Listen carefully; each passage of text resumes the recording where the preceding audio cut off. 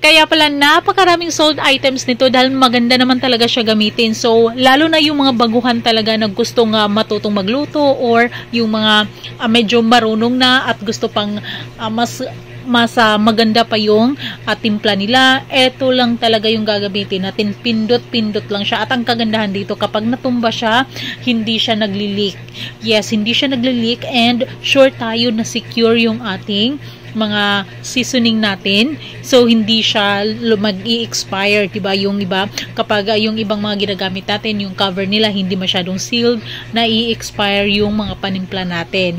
So, kung gusto mo, fresh pa rin yan. At alam nyo, maganda siyang gamitin. Maganda yung kanyang design, lakas makasosyal sa kusina mo, and nakita nyo naman, alam nyo ba, apat yan, 179 lang, napakamura na lang talaga. Kaya kung gusto mo niyan, may link dyan sa baba para maka-order ka. Mabilis lang din ang delivery and sure ako magugustuhan nyo to. May mga iba't ibang kulay na pwede nyo pagpipilian.